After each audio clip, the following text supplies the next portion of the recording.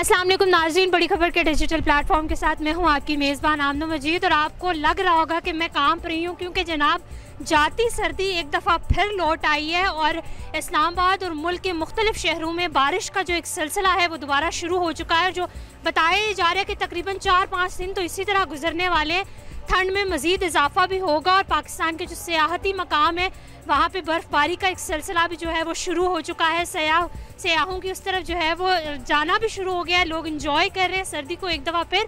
फरवरी में लोगों ने ये, क्योंकि पिछले कुछ दिनों में गर्मी स्टार्ट हो गई थी, धूप निकलना स्टार्ट हो गई थी, तो लोगों ने सोचा था कि शायद सर्दी ख़त्म हो चुकी है, लेकिन जनाब एक दफ़ा फिर सर्दी जो है वो आ चुकी है। और इस्लामाबाद में तो आप देख सकते हैं पीछे मैंने कि अच्छी खासी जो है वो बारिश का मौसम बना हुआ है। अभी बिल्कुल जो है वो बादल आए जा रहे हैं और वक्तन फ़वक्तन जो है वो बारिश का एक सिलसिला चलता जा रहा है। और इसी तरह जो है वो मरी, गिलगित बल्तिस्तान, एबटाबाद, मानसेरा वाली साइड पर जो है वो बर्फ़बारी का एक नया सिलसिला शुरू हुआ है, जिसकी वजह से सर्दी की शिद्दत में इजाफा हो गया है। इतवार को रिकॉर्ड किए गए कम से कम दर्जा हरारत की रिपोर्ट के मुताबिक ज़िला गोपस में दर्जा हरारत -4, कालाम में -3, बकरोट और खुंजा में -1 डिग्री सेंटीग्रेड रिकॉर्ड किया गया।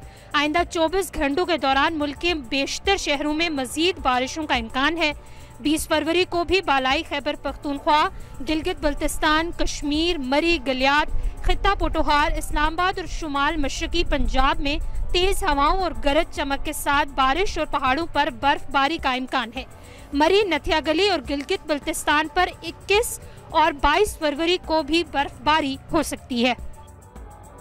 बड़ी खबर से फिल वक्त इतना ही। कैमरामैन वाजिद अली के साथ आमना मजीद को इजाज़त दीजिए। अल्लाह हाफिज़।